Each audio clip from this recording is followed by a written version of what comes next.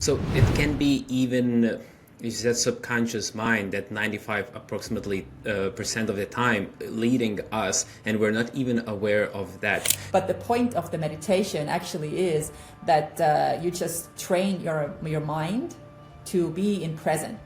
Basically, like practicing these different tools and then figuring out, okay, when do I need to use what? That's basically what is making it all work together. And when you're getting ready for a game, and the gym where you're going, even if it is your home gym, your home gym when you're practicing in it versus on a game day, two different gyms.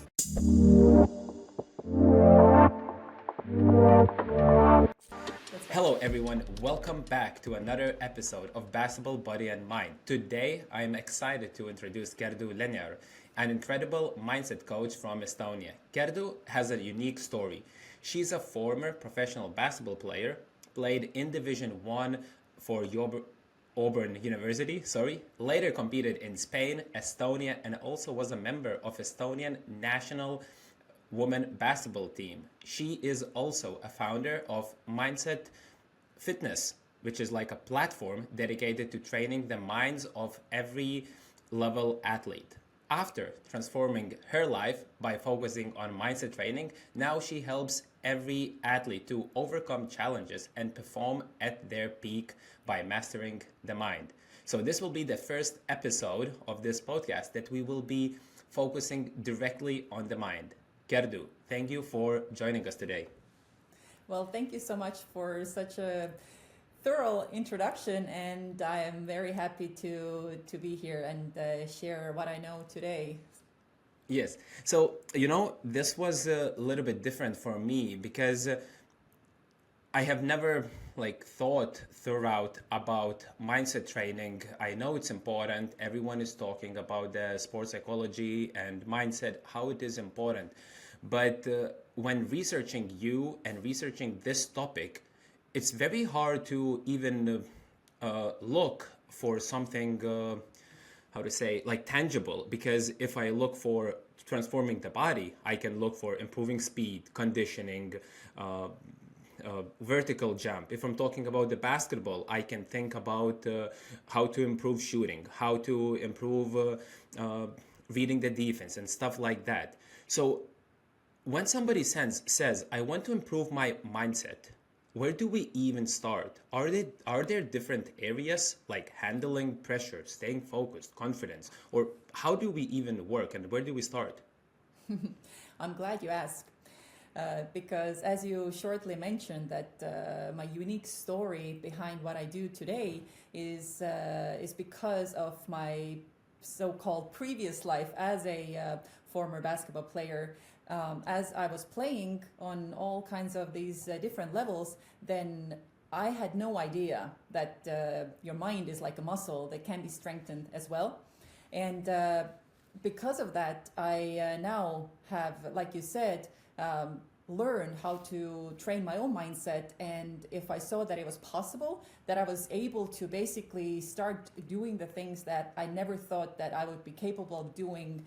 And once I proved one thing after another to myself and I turned my own life around, that's when I was like, wow, how come I didn't know about any of this stuff while I was playing basketball? And that's what got me thinking that if I didn't know about that, I wonder how much current athletes know how to train their mind. And that's when it hit me that it really isn't so much today either that people talk about that or show you how to do it. Because we know coaches, we know parents who tell the players focus, concentrate.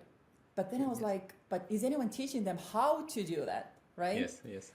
And that's when it hit me. I was like, okay, well, oftentimes you don't really have to even go to the bottom, and hit the rock bottom when you start training your mind at the same time when you're training your body.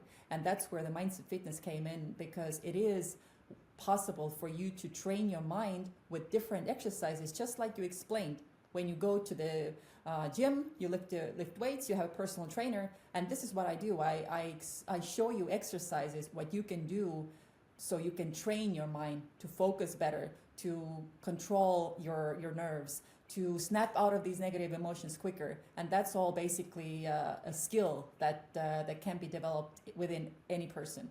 So it's not something that there are, let's say this, there are techniques that you could use in order to, let's say you missed a shot and you lost the game. Let's assume this is the worst can happen for the basketball player. Yeah. So the easiest way to basically explain how this mindset training works is that if you think of the mind as a supercomputer, and it can basically do what you tell it to do, but oftentimes we don't have instructions, so we don't know how to use it. And because our unconscious mind is so strong and it's guiding us 95% of the time, which means that you are not really aware of what you're thinking. And because of that, you are just on an autopilot, right? And when you're on an autopilot, then you are constantly thinking about the same thoughts that are creating the same emotions, and that's why you get the same results. Because in our brain, we have these neuron connections, right? And these connections are really, really strong because these are the thoughts that you have been thinking your whole life until now. Mm-hmm. Now, if you learn something new, if you learn a new exercise, that's basically how you get the new connection with those neurons, right? And the more you practice the same exercise, the stronger this connection gets. And the stronger the connection gets, the more power you're giving to those thoughts.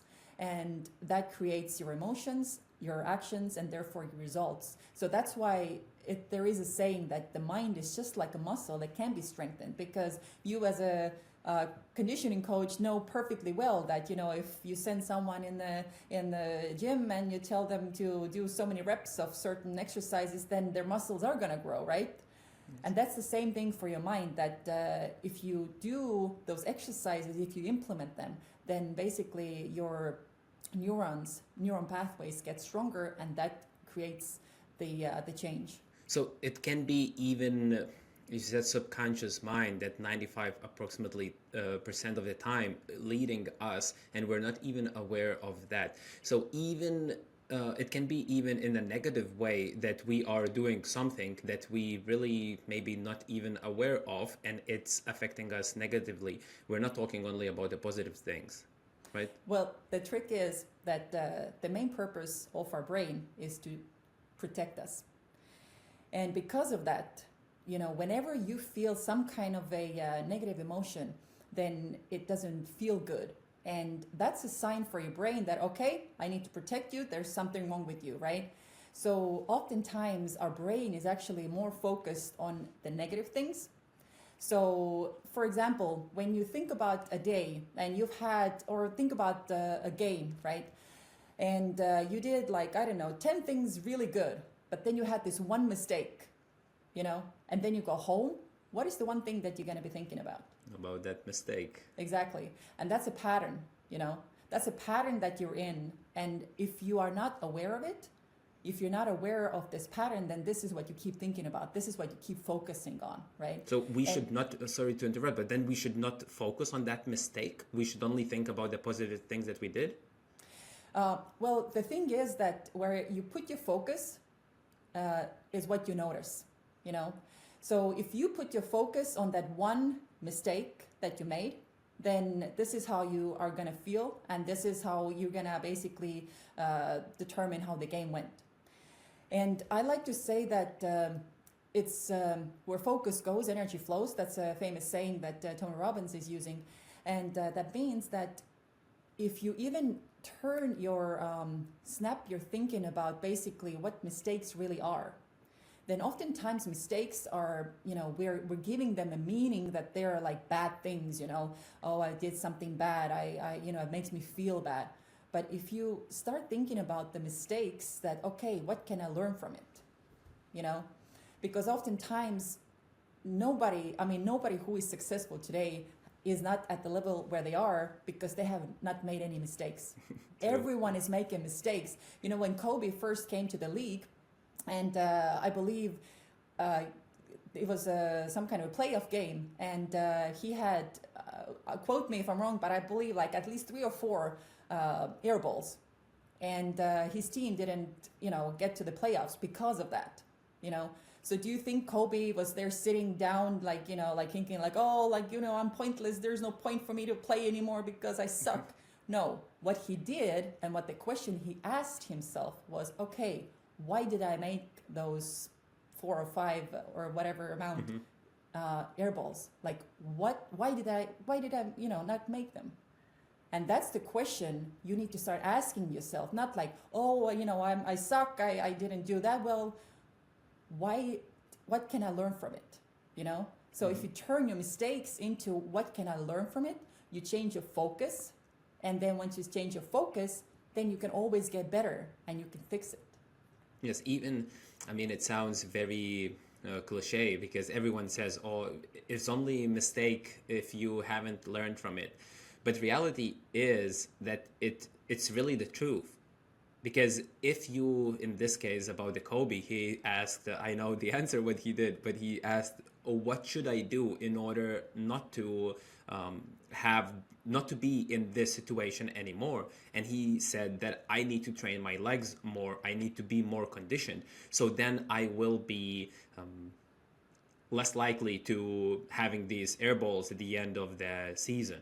So even though it sounds cliche, I hope everyone understands that, as you said, where your how did you say, like where your attention goes, that's what you focus on. Yeah, that's what you notice. That's just that's what you notice, because when you just put your focus on what went wrong, then your brain is gonna find all different things that went wrong. And then even it's like a spiral, right? Yes. Like one mind, then I did something wrong. Oh, I also didn't do my homework and I got whatever, and then yes. Yeah.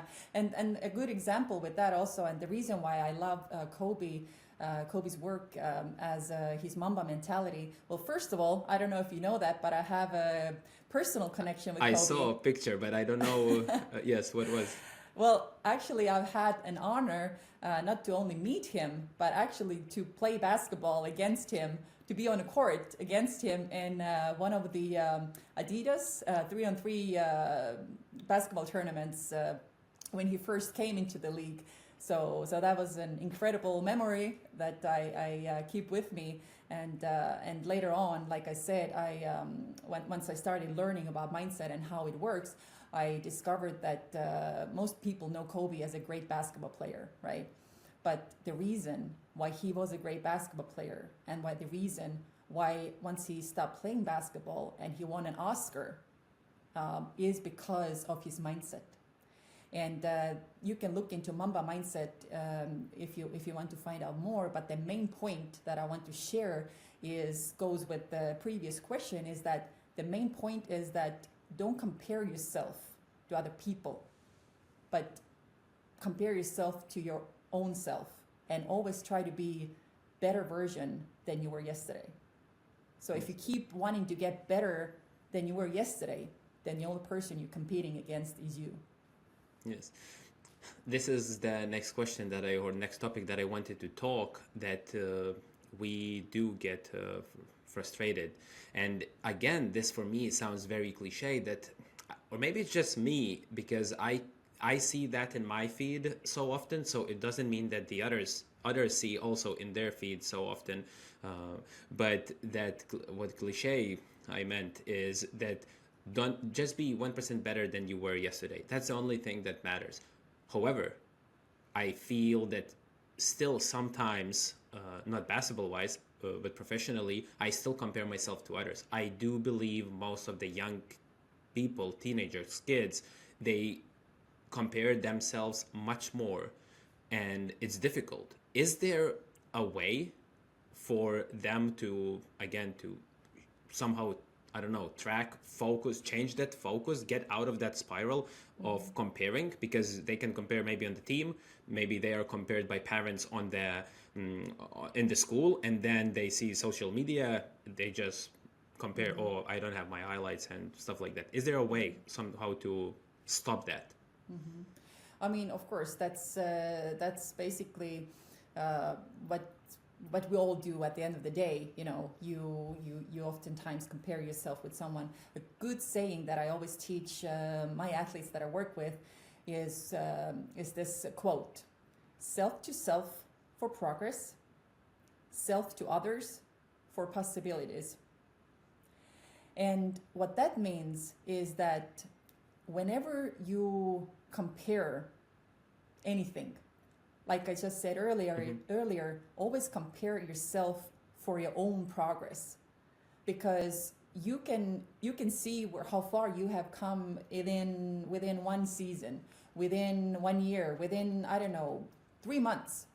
And if you put your focus on how much you have progressed, then you can see how much it has really changed for you. Because if you compare yourself to somebody who is, especially if we're talking about young athletes, who is maybe physically more developed than you are, who is maybe has played the sports longer than you are, but you're not thinking about all that. You are just seeing that maybe the stats, like, oh, like look at their highlights, look what they're doing, right? And it's natural that it makes you feel bad. But if you look at that and you keep in mind the second part of the quote, self to others for possibilities, Yes. then that basically like brings your focus again to, okay, if this guy or this girl, she is my age and she has learned how to do it, or he has learned how to do it, that means I can learn it too, And if you basically, again, keep putting your focus on what can I do to learn that, to get better at that, then this is what is helping you to get to that next level where you comparing yourself with right now. Yes, so I'm definitely using this since the first time we talked. Just to explain, when you are comparing yourself to yourself, it is you are seeing the progress that you have done. Exactly. Yes, and Exactly. then we cannot control our mind. Stop comparing yourself to others. We have been comparing ourselves probably for thousands of years, so we cannot just stop doing it. But we can change our focus, as you said, our focus, attention on ourselves. And if we are comparing ourselves to the others, think it's not in a bad way, but we are seeing the possibilities, and maybe it's even calming a little bit. Exactly, because and it goes back to like you do it unconsciously, and that's why it's so important for you to, number one, start paying attention to what you are thinking, right? So that's why I often also recommend my athletes to keep a little like a I don't want to call it journal, because then it might seem like it's like this book where you have to, like, I don't know, Yes. write a lot. But basically the whole point is that if you start understanding, okay, why am I feeling insecure right now, and if you can understand that, okay, well, I'm feeling insecure right now because I was looking at something on my social media, and somebody, is doing something that I want to do. And because you are not aware that this is your unconscious mind, just creating the pattern, you're just feeling bad, right? But if you then like basically be like, oh, okay, what am I doing? I'm comparing myself to somebody. So let me change my focus.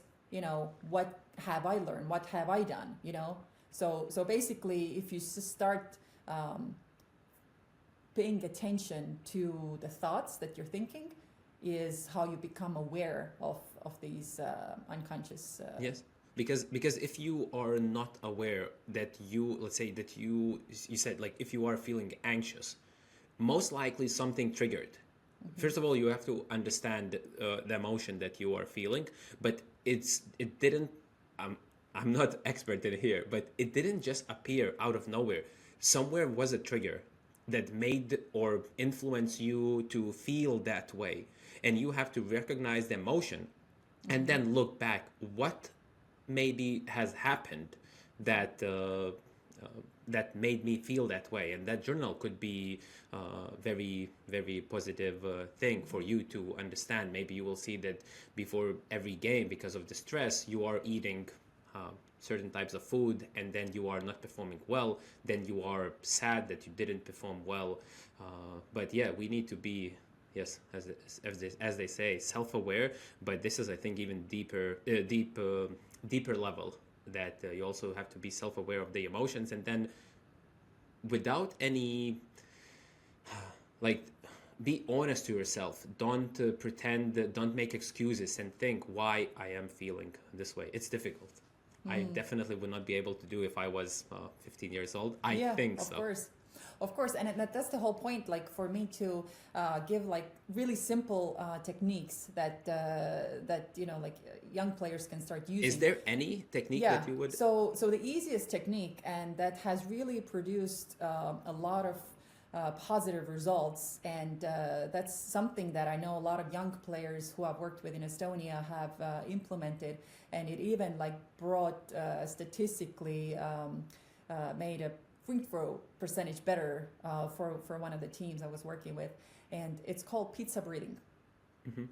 And the pizza breathing is basically the way I teach it is that think about like a fresh made pizza that has just come out of the oven. You take the pizza and you smell the pizza, and then you want to, like blow it off. Yes. Smell it, and basically what you're doing, you're just taking deep breaths at the end of the day. But this pizza breathing is just something that really helps young players to resonate with. It just helps them to remember it. But the point is that whenever you feel that you feel the pressure in your body, some people feel it in their throat, some feel it in their head, some feel it in their stomach. Wherever you think right now that when you know that you're either upset, you feel pressured, and you feel that in your body, then the first thing, if you do this pizza breathing and you take 3 breaths, then that basically calms your body. It activates this nerve that's called vagus nerve, and it basically just calms your body. And once your body is calm, then your mind isn't as reactive. So that's just one simple way how you can calm yourself down. Like whenever you are in a game situation and again, something bad happens, you make a mistake, ref makes a bad call, you get upset, you notice, you feel this pressure, you feel you're upset.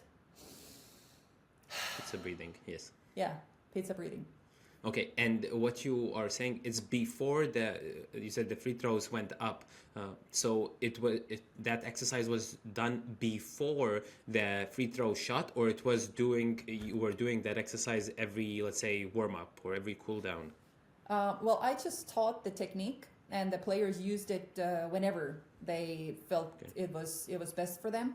It is a great, obviously, before you shoot the free throw, And another hint for free throw shooting is that I remember there was a player, and I was watching them play, and he was missing his free throws. And after the game, I was like, "Hey, come here." And I was like, "So, what's your favorite song?" And he's looking at me like, "Why?" And he was like, "I don't know." I was like, "Okay, well, next game, when you shoot free throws, sing that song in your head." And he was like, "Okay." Next game comes, he makes free throws. 5 from 5. I'm like, "Did you sing the song?" It's like, this stuff worked. And the point behind that is that whenever, again, free throw line, we feel pressure, right? I've been there. I know how it feels. And then your brain basically switches from using, and I'm not going to use those difficult words because the point is that when you're learning how to shoot, you're using one part of your brain. Right, but when it comes automatic, then you're not thinking about it. You're just shooting, right? On a warm up, you're just shooting. You're not thinking about it. But when you get on a free throw and you feel the nerves kicking in, that's when you basically start using that part of the brain that you were using then when you were learning how to shoot, right? Mm-hmm. And that's why oftentimes you miss, because you are just using the wrong part of your brain. But if you sing that song in your head, then that's distracting the thought. So then the brain is being used by that you Yes. have it already like automatically in your body, basically. Yes, so you're not thinking how to shoot, let's say, Yeah. what I'm going to do, but you put your focus into like your conscious focus is Yeah. on that song, and Exactly. subconsciously you know how to shoot, you know how to make, and then It's you a go muscle into memory. The shot is already in your muscle memory. Yes, yes.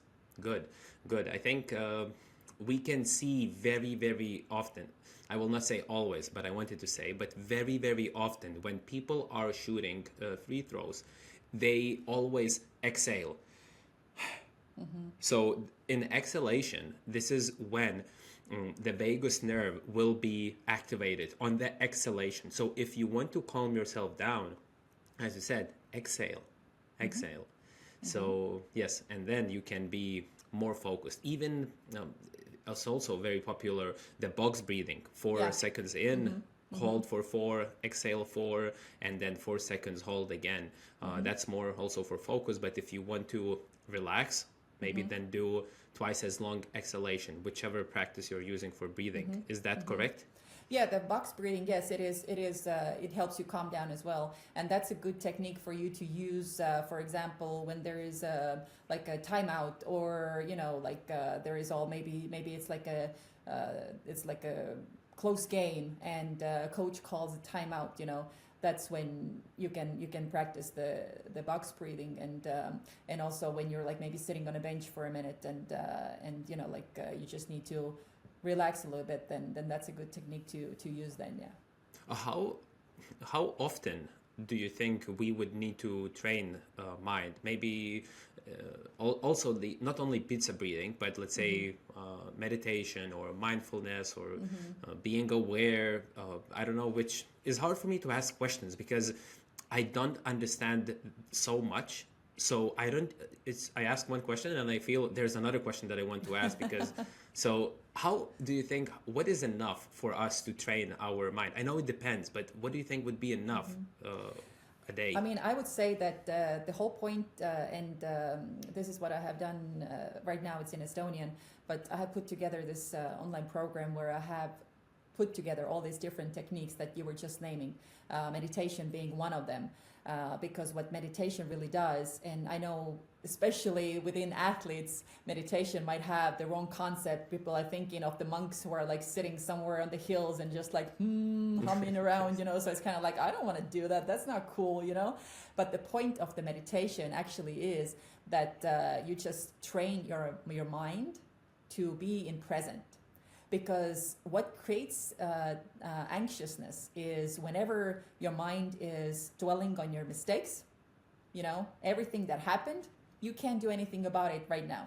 Or then it's basically on the result, but that's not there either yet, right? But if you can be present, then this is the only moment that is really in your control, and especially like snapping out of these emotions, because oftentimes these emotions are the reason why you're not gonna have a good game, because you're stuck in it, and you just carry these emotions throughout the game. So that's why meditation is a really useful tool to use, because it trains your mind to be more in the present. And I know Kobe was really that was part of his daily routine as well. Now there is another very a lot of used technique. It's called visualization. And that's basically, there are like different ways you can use that tool, but visualization is basically, you can train different skills with that. You can recover from injuries with that. You can build your confidence with that. And basically what it means is that at the end of the day, your brain can't tell a difference between what's real and what's something that you are imagining with like a lot of like intensity, right? And just a quick test, if you think about it, just picture a lemon in front of you right now, right? And you cut the lemon in half, and then basically you take a bite from that lemon. And what just happened? Like I can feel that the saliva, right? Yes. Exactly. Was that real? Did you have a lemon in your hand? No. Right? So basically, when you were just imagining that, yes, your brain made your body feel that way. And this is what is available for you for your game as well. You know, there was a study done actually with basketball players where they had two groups. One of them was shooting free throws, practicing only shooting free throws. And the other one was shooting free throws for 30 minutes, and the other 30 minutes they were visualizing the other shooting group, you free mean? throws. Sorry? One group was shooting and one was Yes, visualizing? yeah. Okay. No, so the second group was shooting for 30 minutes and then visualizing shooting free throws in their mind, you know, for Yes. 30 minutes. What do you think, which group performed better? Since you are asking, I need to say Yeah. visualization, but Yeah. I would say it's definitely those who are shooting. Well, the one who was a combination, shooting and visualizing, because the other group wasn't only visualizing; they were shooting half the time and then visualizing the other half of the time. So basically, in that study, it proved that that combination of shooting physically and then visualizing shooting, because when you're visualizing, the key point is that you need to basically now picture like a roller coaster, right? And if you're looking at the roller coaster from far away, do you feel any association with it right now, like the emotions with it? No. Now picture yourself in the first seat of a roller coaster, and picture yourself going up, the tension is building. Yes. And now picture yourself like going down. Yeah, definitely not thinking about anything else. Right? Just... And are you feeling that? Yes. Right? So that's the whole point of visualization, that you need to basically think about it as it's a real situation, like when you getting ready for a game and, the gym where you're going, even if it is your home gym, your home gym when you're practicing in it versus on a game day, two different gyms, On a game day, you have loud noise, you have supporters, you have, fans, maybe sometimes like drums, maybe, like the atmosphere is completely different. So for your brain, it's a completely different game, right? So if you visualize that in your head already, that feeling when you're stepping on the court, when there's gonna be all this noise, and you basically play the game through in your head, and you see yourself making mistakes, you feel those mistakes, but then you see yourself succeeding, like, okay, I got up, I'm gonna take the ball, I'm gonna, and you feel it. That's how you can practice the games for, like, in your mind. Yes, even, let's say, any difficult situation that you might be in, so you are preparing yourself in advance to be ready if that situation, not if, when that situation will appear. I think Michael Phelps said it's not only the routines that he was doing. He said, for me, the games, Olympic Games or the tournaments were just another day because I have done it thousands of times. And he also said about that I have done these events thousands of times before in my head also. So that he was a big, in his success, it was a big part, the visualization was one of the reasons, out of many reasons, why he became successful. But he said that it's very, very important also. Yeah, exactly. And I have done a podcast with a few of the top athletes in Estonia, such as Ragnar Klavan, or one of the most famous soccer players, Gerd Kanter, our Olympic winner. And visualization is a technique that they both share, that they were using because of those reasons, that it's helping you prepare your brain for what's coming up. So when the situation is there for your brain, it feels like, oh, okay, I've been there, like I know what to do, I know what's coming, basically. So and your question, I'm just remembering, like, what kind of techniques to use and when. That's basically all individual. Because basically for you to test out these different techniques and then again understanding how they were affecting your game is all about creating your pre-game routine, and once you basically figure out, okay, this is what I need to do. I need to use the meditation maybe first thing in the morning to set the day right. So I have my intention, I have my focus right. and then I need to use the visualization, let's say a night before, before I go to bed. So the point is that you are creating your game routine for yourself, because once you have a game routine, then that's how you can basically build these like optimal nerves for your game, because you need to have some kind of like nerves, because if you don't have any, then we all know that, you're just like, not good. Yeah, and it's not good. And if it's like too much, then it's not good either. Yes. But by you basically like practicing these different tools and then figuring out, okay, when do I need to use what, that's basically what is making it all work together. Yes. So maybe correct me now if I'm wrong. So now let's say I am stressed before games. So I could imagine myself. I'm sitting on the bench. Coach calls me. He said, "Stan, go."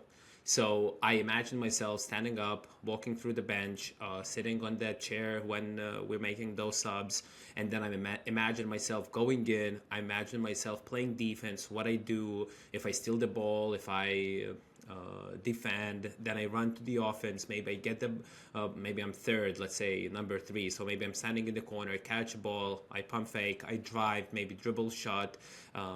So I can imagine all these things, and that could calm me down, because if I have repeated that over and over again, maybe I'm not doing these things because I'm too stressed, my body's tense up, I'm doing turnovers, maybe losing the ball, but this would be helpful then, right? Mm-hmm.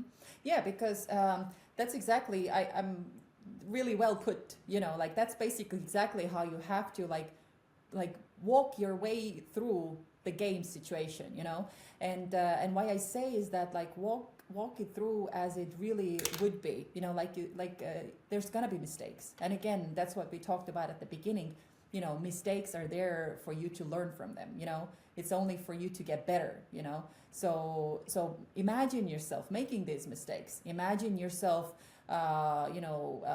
coach taking you out of the game, and you're walking on a bench and you're feeling bad, you're feeling down because you want to be in the game. Imagine that, how it feels, and then always finish the visualization with like the feeling of success, and then imagine how you basically on the bench, you snap yourself out of that emotion, maybe do a pizza breathing. Yes. Like put yourself, okay, I'm on the bench, I'm feeling all these emotions, and then you're like, oh, wait a minute, I learned about pizza breathing. Let me pizza breathe. Let me put my focus on, okay, what is under my control, and then imagine, like your emotions changing, you getting in the game, and then you imagine coach pointing at you like, hey, go in, and you're like, okay, I'm ready, and then you're getting the ball, and you're just like, driving to the basket or whatever it is, so always finish it with like, okay, I got it, Yes. And then, oh, it works. Actually, this is what I imagined. Yeah, exactly. And just, go ahead. No, say.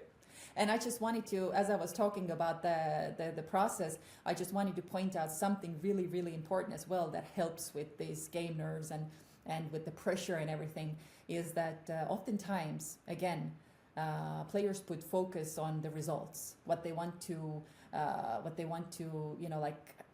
either they want to win or the stats they want to have, and it's all normal. Obviously, if you're an ambitious basketball player, that's part of what you need to be focusing on, But as soon as you put your focus when you're in the game on your stats, then again, you are putting the focus on what's not here yet, right?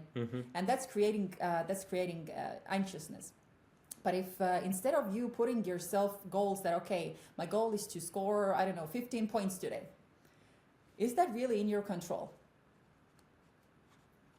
No, not it's really, not. Right? Yes. Because at the end of the day, you don't know how many minutes you're going to get. You don't know how much you're going to get the ball. You don't know sometimes how your shots are going to go in, right?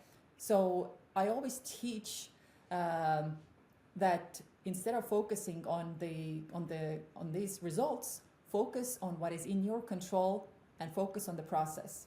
For example, are rebounds under your control? Yeah, boxing out, Boxing you out. box out, taking the...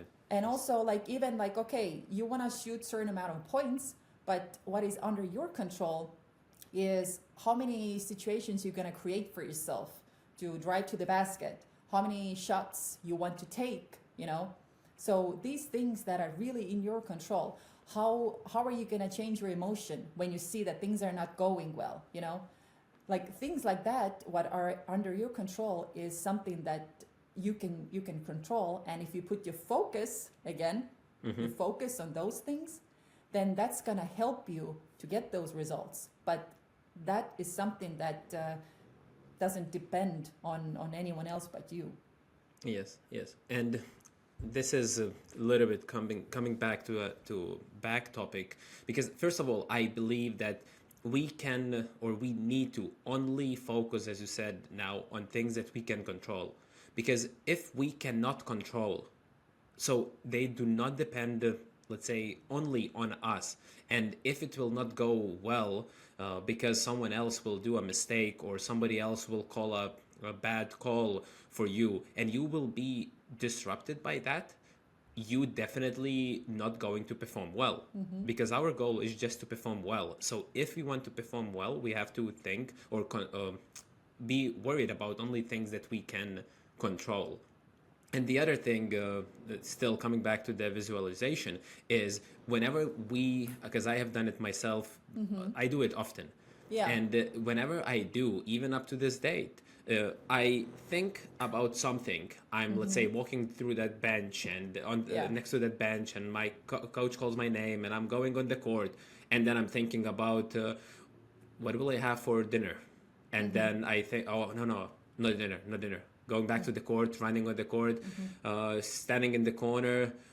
Wait, what did I have to do tomorrow? It always goes like this. It always. Yeah. So remember, sometimes maybe it's like 30 seconds. I'm not even aware of my thoughts. Yeah. So if you will start using that, remember, be aware, come back where you were, continue. It's a practice. As you said, it's a journey. It's a long process. Yeah. I mean, the point is that this type of exercises, as I call them, that basically, you know, like create these neural connections and you know, create the change in as, you know, what you focus on at the end of the day. That basically is what should become part of your lifestyle, you know. And that basically what I was also sharing, how that was part of Kobe's lifestyle. Like he became, you know, that person who was not using only these tools for basketball.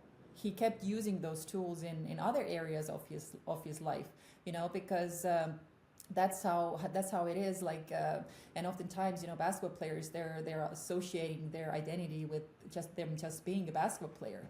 But that's a whole nother topic, you know, how you know, can understand that everything that you're learning, for example, for these mindset trainings, they can be implemented in all the other areas of your life, you know, in school. Another good example how Kobe was training his attention, you know, like being focused in a current moment was in school, because he realized that one time when he wasn't paying attention in school, and he was just like, he calls it like lollygagging around, and then the game was at the same night when he was in high school, and he was just like so out of it. He was not focused at all, you know, and the defense was like driving like by him and all that stuff, and he was like, wait a minute, what do I need to do differently? And he just decided like, okay, let me try it out. Let me pay attention in school, you know, even though I don't care about this, whatever the subject was. But let me just start practicing my mind and using school as a tool, you know, like that helps me to train my focus, you know. Yes. And he realized that like once he started like, you know, paying attention in school, he became like, he was paying more attention in the game, you know. Yes. So, yes. so that can be applied, in other areas as well. This is very, very good example, especially if somebody has an excuse, oh, I don't like school, I'm going to be professional athlete. You still will need to spend in school years of your life. Why not to use it not only knowledge wise for yourself, but also training, as you said, a focus. that will help you to be professional. So I'm not advising you think this way that school is not important, but I'm saying if somebody uses this excuse, so there's no excuse. You still need to you still can learn focus and train focus while at school. And also about the Kobe, I have heard stories about when he was doing certain or some exercises in the weight room, he would close his eyes, and coach asked, why do you close? He said, I want to feel and be in the moment when I am doing that exercise, that I'm feeling the right muscles, that I'm doing the right action. So he would close his eyes. So this is just to confirm that from my strength conditioning side, I'm confirming this. But I would like to break down very shortly for two age groups, around middle school. So we have around 12 to 14, and then about 16 and 19 years old. For those younger ones, is it too early? Let's say if somebody is age 13, is it too early to start? Because somebody might say the brain is not developed fully, so it's no beneficial to work on that. But it seems like nonsense. Or is it? What age can we start? I mean, I believe that it's more about the mindset. And there is actually a scientific study behind growth and fixed mindset. It's done by Carol Dweck. It's a really famous book, and you can Google a lot about that. Yes. So it all basically goes back to, creating and developing a mindset that is helping you to develop different skills within you. Because if you have a fixed mindset, and if you think about people who basically are thinking that like, okay, I was born this way, this is, who I am, and I just have to accept it, This is a fixed mindset. And usually fixed mindseted people are afraid of challenges. They're afraid of, doing things that they just think that I'm not capable of doing. Now, a growth mindset is basically thinking that, okay, I can learn. I don't know it yet, but I can learn, So that's basically to start out with. And I think it goes back to awareness. And I think that the earlier athletes understand that if they want to get to a certain level in sports, especially, but in life in general, then learning how to train your mind is part of that. And it can start by, for parents, by even learning about it themselves at first, and looking into different examples of different athletes who are using different techniques, such as we constantly keep talking about Kobe, but LeBron James is also a really well-known example. I believe Steph Curry has different techniques that he has shared in YouTube and places like that. So I think that for the young age group, the main benefit comes from the parents starting to show them that this is actually what you can also develop and learn. And then it starts with just basically this pizza breathing. I've taught this pizza breathing to 10-year-olds, and it goes back to, it has nothing to do with the way their brain is developed. It all has to do with, okay, when I'm feeling bad, usually you don't know what to do, but then the more you basically start remembering that when I'm feeling pressure, when I'm feeling bad, I do pizza breathing, that's one thing that already basically calms your body down, So I would say for the young age group, it starts from awareness first, and there's parents can do a lot for that, and then just teaching them these simple tools that they can start implementing. Yes, so no excuses here also. You have to start training your mind. And then age 16 to 19, very often other social life starts at that age. So maybe they fall in love, and then the breakups, then bad grades in school, then parents do not understand them, and they still need to perform on the court. So would you recommend for them, for example, before going on the court, to do pizza breathing? Or how could they, is there anything that they would do, or is it visualization that would work better? What would you recommend for that case, that they would be able to perform on the court and not to be affected on the court with those things? I believe that this age group is more where they can start developing more about this self-analyzing skill. Because if they're having these different emotions that obviously are affecting them, then if they understand, that this is what is helping me, to prepare for my games, regardless of what I have going on in my life, with my relationships or with school or whatever, it goes back to, again, first of all, trying these different techniques that we have mentioned here, and basically figuring out this pre-game routine for yourself, because only then you can start understanding, okay, like, where is my focus, what emotions are right now, stopping me from me playing as I'm capable of playing.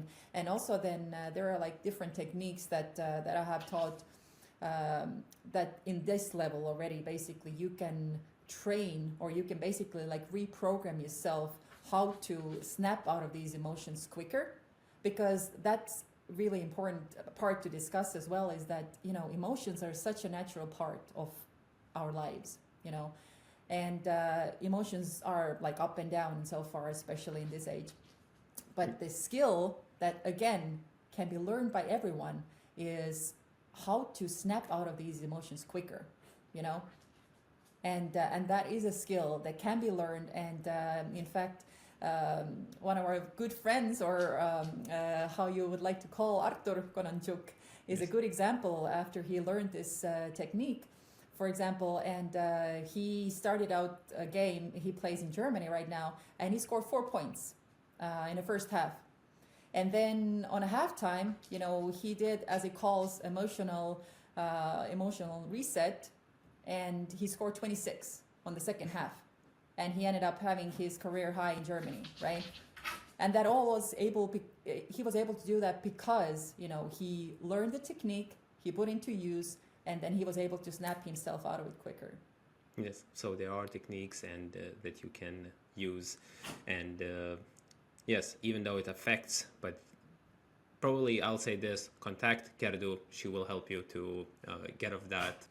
Okay, so this will be last part, and that will be it. So the last part is going to be the short questions, and questions are not that short, might not be that short, but the answers, I would like it to be very short, 1, 2 word answers, and that's it. So I will skip some of the questions because we already have answered, so there is no point of me asking those questions. But first one I still want to include because people have to understand. So you understand the rules? Yes. Yes. Should mindset training be part of daily practice? Of course. Breathing techniques for athletes, effective or waste of time? Super effective. Yes, so I just wanted to point this out, that they're super effective.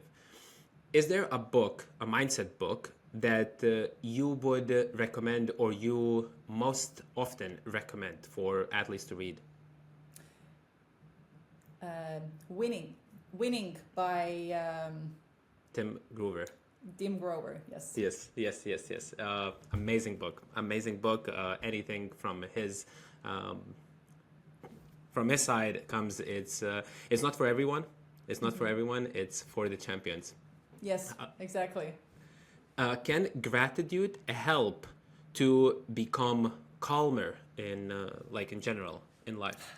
Yes, and I would want to answer it more than with just 2 words. Okay, it can. So be grateful. We can talk about that next time. And how many minutes of mindset, or how many breath, like you can answer whichever way you want, but how many minutes or how many breath, if we're talking about the breathing exercises, of mindset training is the minimum that people you think can see the benefit from? If you do it regularly, consistently, I would say if you do it 5 minutes a day. Perfect. And last question is, what is more important? Feel free to open up in this one. Being mentally tough, that no one can stop me, I am the champion, or mentally flexible? What is more important? I think you know what my answer is, and it is obviously being mentally tough but flexible. And flexible. And what I mean by that is that, again, it goes back to being flexible, is that knowing that setbacks are part of what you face when you want to reach high level. You know, you can't expect to go high without falling down. And if you basically accept that and you find a way to learn from it, then that's what's going to get you there. But if you're just thinking that, okay, I'm so strong, I'm going to push through it, you know, I have to get my way, but you are not really analyzing yourself, it's basically like, you know, you're stepping on this, you know, whatever thing that hits you in the face, you know, and you keep stepping on it and you keep stepping on it, but you're not making any changes, you know. So that goes back to, yeah, like being flexible and tough at the same time. Yes, yes, both are important. Sometimes I put people on the spot and asking something that black or white answer to provide me a black or white answer where it doesn't exist. However, now I would like to sum up. Usually I sum up in 3 different topics, but here I think I will say just one, and I will just mention 2 things, because the most important message is that mind is like a muscle. And what you meant by that, you need to train it. You train your basketball. This is the podcast name, Basketball, Body, and Mind. In order to be successful, you need to train 3 things: basketball, body, and lastly, mind. Mind, you can train by being present. Whatever you do, if it's breathing, if it's doing dishes, if you are in school, be present. Another thing that you can do is focus on things that you can control. Do not let your mind to slip on the things like referees, bad calls, and other things that you cannot control. And lastly, there are on the road to success, there are negative things, or let's say step backs. Everyone encounters them, everyone has them, but there is no other way for you to be successful rather than overcoming these obstacles. This would be the probably summary, what I understood from our call. But Kerdu, thank you very much for your time today. If someone would like to learn from you or get in contact with you, what would be the best way to do that? Yes, so thank you. You summed it up really great. I think this is the most important. And if you take that away from today's podcast, then you are already a step ahead of the people who hasn't.